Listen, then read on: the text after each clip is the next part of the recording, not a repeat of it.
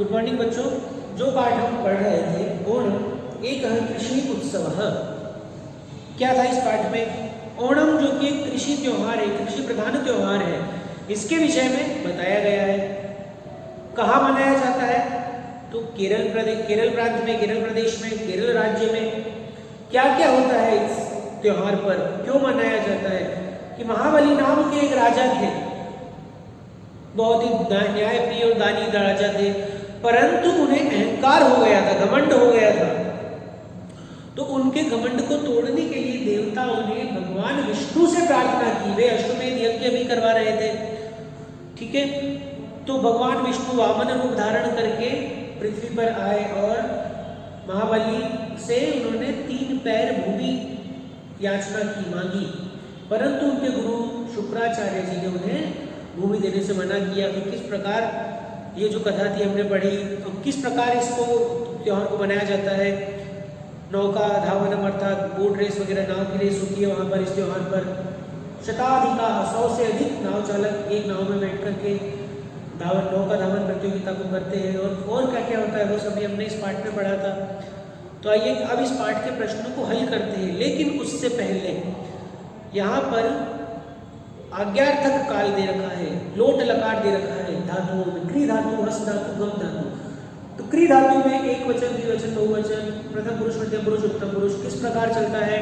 करोतु कुरुताम कुर्वन्तु, कुरु कुरुतम कुरत, करवाणी करवाम करवाम, ठीक है। ये लोट लकार आज्ञार्थक काल है। हस धातु में हसतु हसताम हसंतु, हस हसतम हसत, हसानी हसाव हसाम।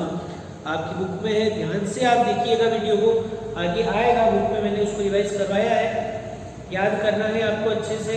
और लट लकार वर्तमान काल में पठती पठता पठंती पठती पठसी पठता पठत पठामी पठाओ पठाम, ई चलता है, उसमें ऊ चलता है, ठीक है।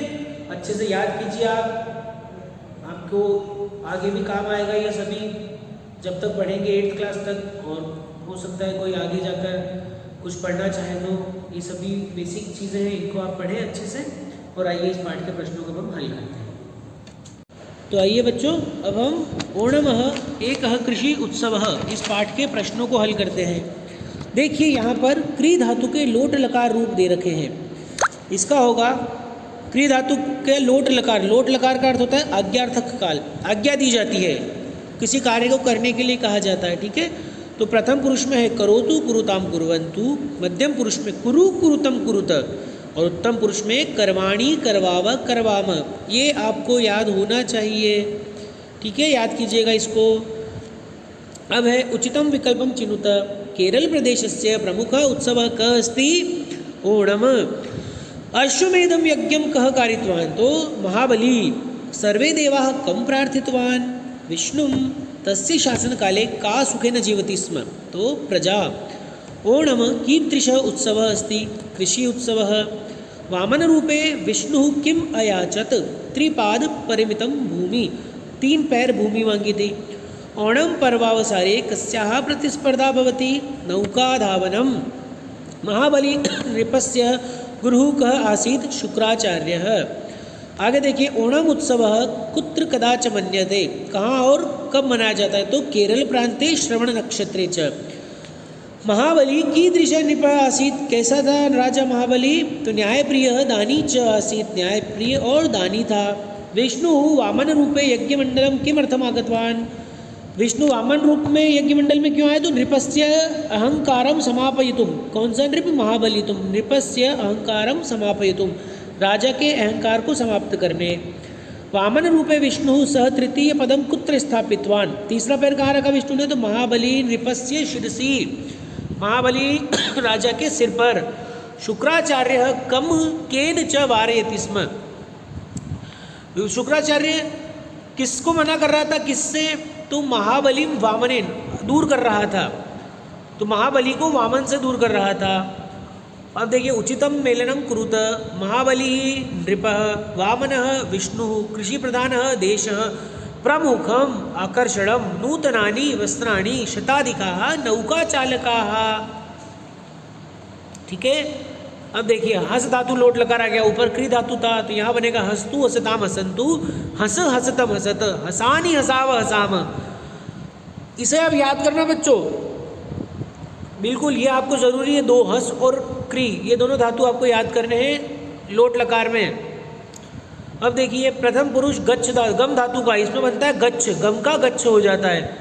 गच्छतु गच्छताम गच्छन्तु, गच्छ गच्छतम गच्छत, गच्छानि गच्छाव गच्छाम। अब देखिए समानार्थक शब्द लिखने हैं देख करके हमें। नृप, इसका राजा। दृष्टवा, दृष्टवा का अर्थ होता है देख कर, और इसी प्रकार बनेगा वीक्ष, वीक्ष का अर्थ भी होता है देख कर। गृहम, इसका बनेगा भवनम। उत्सवः, पर्वः। स्पर्धा, प्रतियोगिता। खाद्यानि, भोजनानि। गुरुः, आचार्यः। नार्यः, महिलाः। अब देखिए कथयन्ति अत्र का धातु, यहाँ कौन सी धातु है, तो कथ। कथय भी होता है, कंफ्यूज मत होना कभी आ जाए तो, बाकी कथ धातु है ना। सुखेन, अत्र का विभक्ति, सुखेन में कौन सी विभक्ति, रामेण, फलेन, ठीक है, तृतीय विभक्ति। प्राचीन काले अत्र किम वचनम, एक वचनम, प्राचीन काल में, ठीक है। अस्ति अत्र कः पुरुषः, तो प्रथमः पुरुषः। अस्ति स्त सन्ति, असि स्त स्त अस्मि स्व स्मः। अयम उत्सवः अत्र कः विशेष्य, तो अयम। अब देखिए संस्कृत में वाक्य बनाना है, हमें अनुवाद करना है। हमारा देश कृषि प्रधान देश है, तो अस्माकं देशः कृषि प्रधान देशः अस्ति। हमारे देश में अनेक उत्सव मनाए जाते हैं। अस्माकं देशे अनेके उत्सवाः मन्यन्ते, उत्सवों पर लोग प्रसन्न होते हैं। उत्सवेषु जनाः प्रसन्नाः भवन्ति, उत्सवों से परस्पर प्रेम बढ़ता है, तो उत्सवेभ्यः प्रेमः वर्धते।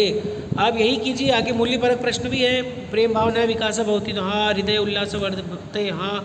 द्वेष भावना नाशम भवति, हाँ। उत्सवों से क्या बढ़ता है इसका, ठीक है। इसके प्रश्नों को याद कीजिए। और लोट लकार में आप पठ और हस अथवा क्री और हस धातु याद कर लीजिएगा ढंग से।